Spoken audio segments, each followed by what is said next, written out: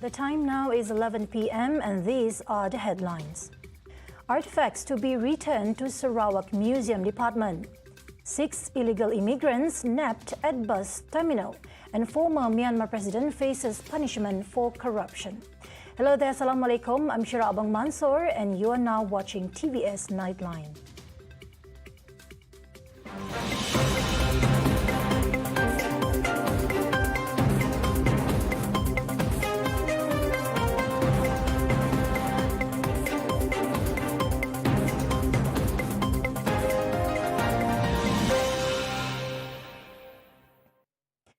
Deposed Myanmar President Aung San Suu Kyi was found guilty for all 5 counts of corruption.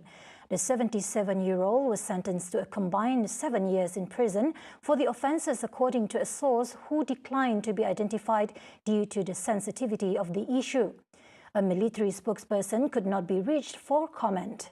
The Nobel Peace Prize winner has also previously been ordered to serve a total of 26 years in prison after she was found guilty of a wide range of offences, all of which she has denied.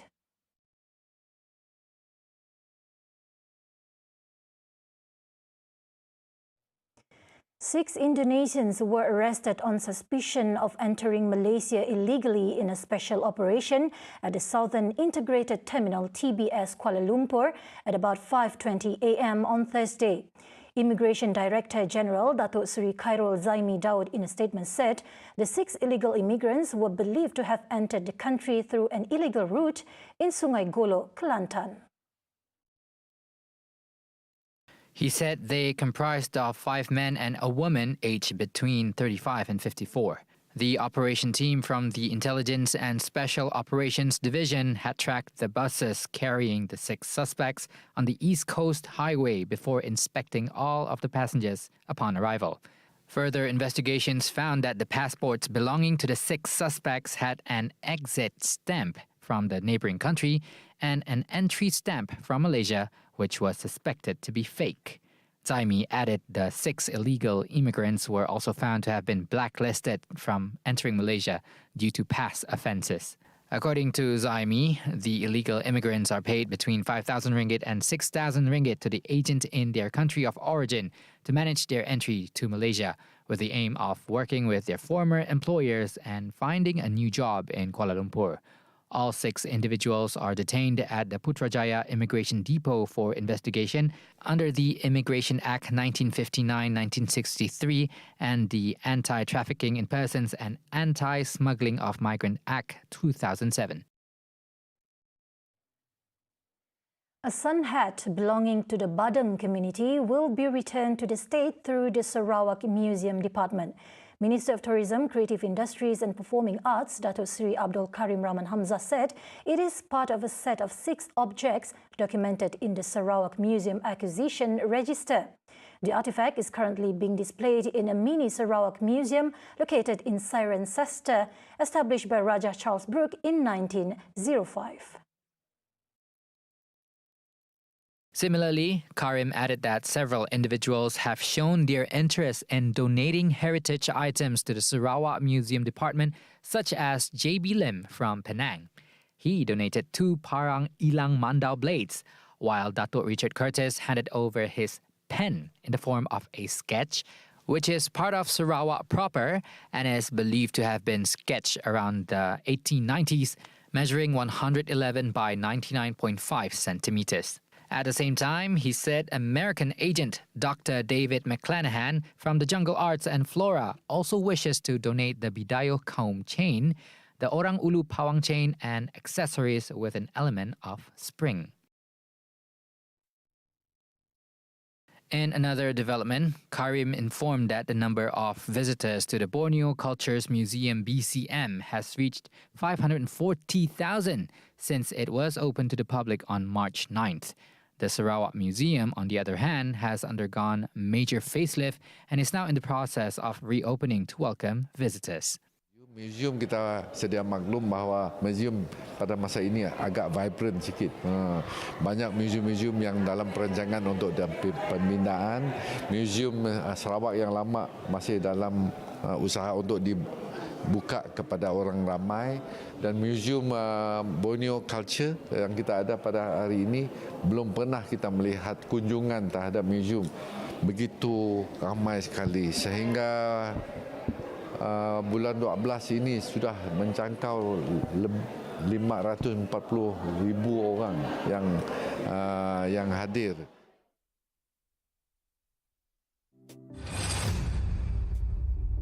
The Ministry of Tourism, Creative Industry and Performing Arts welcomes those who are interested in organising various programs and events in Sarawak next year. Its Minister, Datuk Seri Abdul Karim Rahman Hamzah, informed that his ministry has sufficient allocations to fund the organisation of programs that can attract more international travellers. Ada certain event yang kita mesti aturkan, macam Rainforest World Music Festival dan sebagainya. Jadi selain daripada itu, event-event yang lain, karena kita terbuka dan memang menggalak siapa-siapa yang mahu menganjurkan acara-acara di negeri Sarawak ini, mereka boleh submit. Dari segi peruntukan, kementerian memang kita mempunyai dana yang agak lumayan daripada kerajaan negeri untuk menganjur event-event. He added, Sarawak has successfully organised many international class events despite being hampered by the COVID-19 pandemic at the beginning of this year. Apa yang kita lakukan ini, negeri-negeri lain di Malaysia amat envious sekali. Mereka merasa, wah, Sarawak dapat mengaturkan banyak event. Sama ada event itu adalah event yang berbentuk entertainment, event yang berbentuk cultural, event yang berbentuk sukan, event yang berbentuk pengajian, educational, macam-macam event yang kita lakukan, dan akan sentiasa kita lakukan untuk sepanjang tahun 2023 ini. He said this when met by reporters after the handing over of duty ceremony of the Permanent Secretary of the Ministry of Tourism, Creative Industry and Performing Arts and the Permanent Secretary of the Ministry of Youth, Sports and Entrepreneur Development, Sarawak. Today's ceremony also saw the handing over of duties of permanent secretaries from the Ministry of Tourism, Creative Industry and Performing Arts and the Ministry of Youth, Sports and Entrepreneurship Development. The two new permanent secretaries are Datu Sharina Hussaini and Morshidi Federic. The predecessors, Datuk Hee Chang Kee, will be in service for the Premier's Department, while Nancy Jolhi will be taking over a new role as the Director of the Sarawak Museum Department. Both will be in service for their respective roles on January 3, 2023. The Minister of Tourism, Creative Industry and Performing Arts, Datuk Seri Abdul Karim Rahman Hamzah, expressed his gratitude to both of them for their service. Of course, I feel very sad when two key jawatan being changed at the same time. But then I'm very, very happy that the one who is coming in are those that I know are very, very committed to their job. And I'm very, very sure that Datuk Sarina, welcome to the ministry, as well as Saudara Moshidi, they would just be able to blend into the system.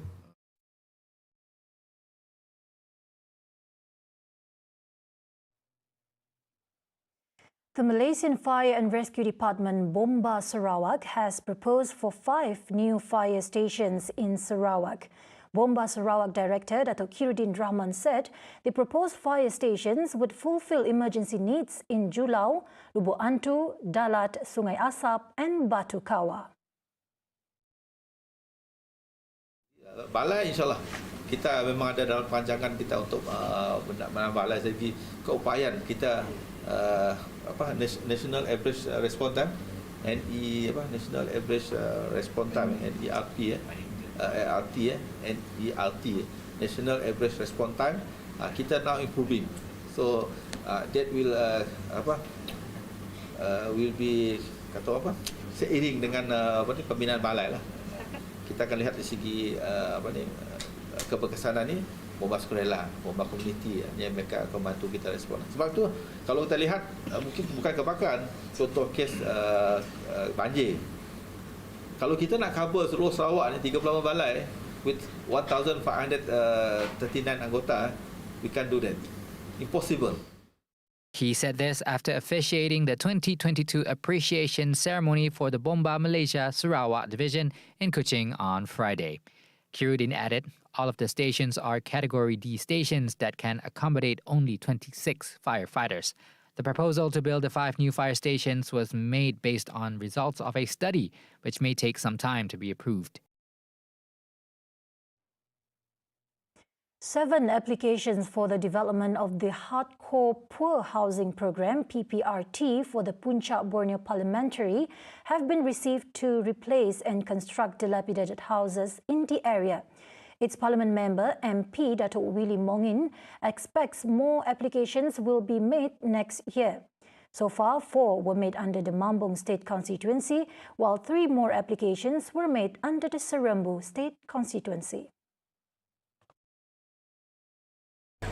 As the days goes by, saya nak permohonan ini kurang sebab indikasinya kalau kita banyak permohonan PPRT bermakna rakyat kita banyak miskin. Jadi kita nak bangunkan mereka ini supaya mereka mempunyai pendapatan yang meningkat, ekonomi sosial mereka meningkat dan mereka boleh berdikari dan mereka boleh membuat rumah yang lebih baik daripada PPRT. He spoke in an interview after a walkabout in Kampung Tringus Bong. In 2021, 30 residents of Puncak Borneo were given assistance in the form of house repairs and house reconstruction. Since he was appointed as the MP for the federal seat, Willie stated that he has not received the allocation to implement development projects in the area. With the new year approaching and 2022 as a significant year to start entering the endemic phase and reclaiming normal daily lives, Sarawak is on track to recovery and move forward with confidence. As such, Minister of Transport Sarawak, Dato' Sri Lee Kim Shin, is confident that the vision can be realised with the implementation of the Post-COVID-19 Development Strategy PCDS 2030 to accelerate progress in various aspects. In his 2023 New Year message earlier today, Lee added that his ministry will continue to develop and improve the transport sector in Sarawak for the safety and well-being of the people. Hence, all the relevant agencies will be involved as the Transport Ministry aims for a seamless mobility for all. In addition, the Transport Minister stressed that with safety being a vital aspect in the ministry, current works and efforts such as awareness programs have been launched to create security and behavioral changes among road, riverine and airline users, improve travel experience as well as mitigate issues of concern. Meanwhile, Lee also urged Sarawakians to work closely with the Sarawak government and develop Sarawak into a thriving state where everyone can enjoy economic prosperity, social inclusivity, and sustainable environment. On another note, Lee also advised all road users to drive safely, stay alert, and plan their journeys in advance, especially during festive seasons. Coming up right after the break, investigations on personal data leak underway and former professional boxer detained for violence. Right here on TVS Nightline. Stay tuned.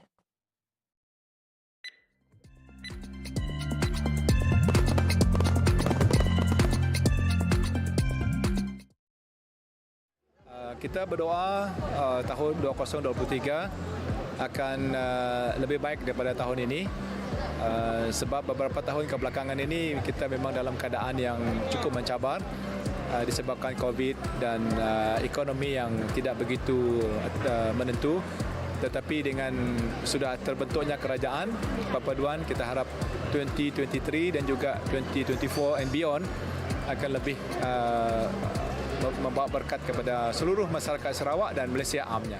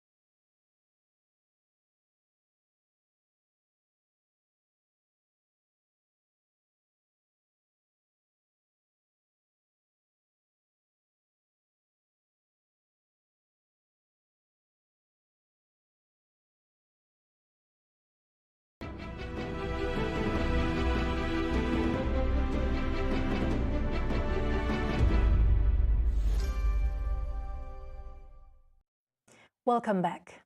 Cybersecurity Malaysia CSM and the Department of Personal Data Protection JPDP have been instructed to investigate into the alleged data leakage involving 13 million Malaysians that was spread on social media this morning.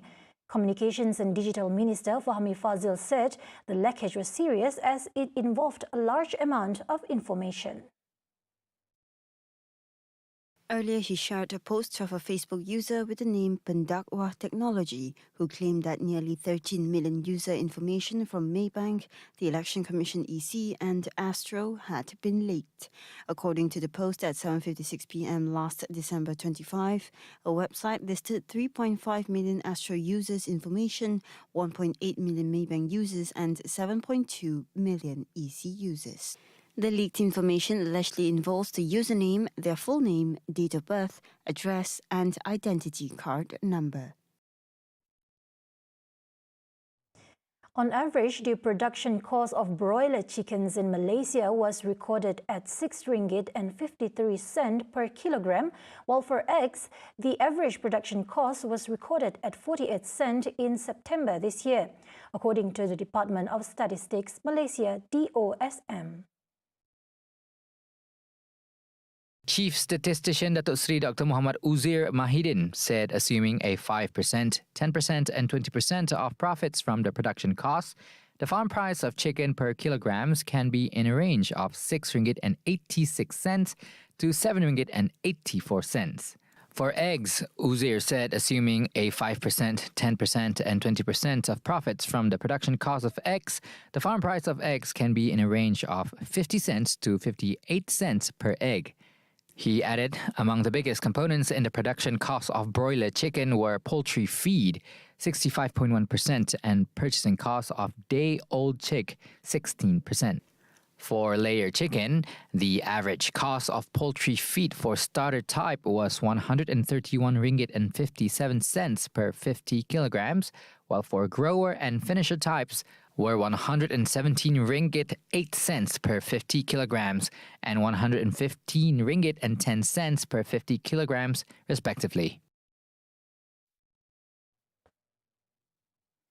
All travellers arriving from abroad, including from China, must go through a fever screening at the International Entry Points (PMA) in Malaysia.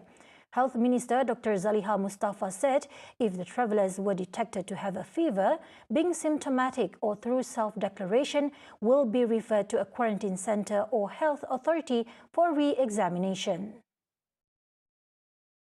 She also added that this was one of the 4 main strategies of the Ministry of Health (MOH) in improving preparedness to face any possible increase in cases and deaths due to the COVID-19 pandemic in Malaysia, as well as changes in the policy of COVID-19 management in China. China recently announced major relaxation of its management of COVID-19, and the National Health Commission said that Beijing will stop requiring inbound travellers to go into quarantine from January 8 amid the worrying increase in the cases and death toll. As such, Dr. Zaliha said surveillance measures at PMA will also be strengthened by taking aircraft sewage water samples from China. In order to detect any new variants, she said, all cases of diseases such as influenza-like illness and severe acute respiratory infection patients seeking treatment at health facilities and have a history of travel to China or contact with individuals from China within 154 days must undergo the RTK-AG test. She said the result of the RTK-AG test would be sent for genome sequencing if detected for COVID-19. Meanwhile, Dr. Zaliha said the second strategy is by protecting the community through vaccination, including among the vulnerable and high-risk groups.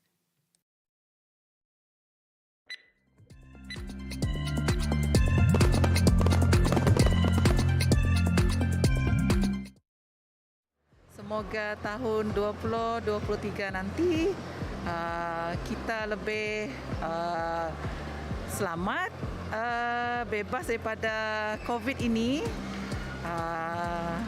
dan ekonomi kita bertambah baik.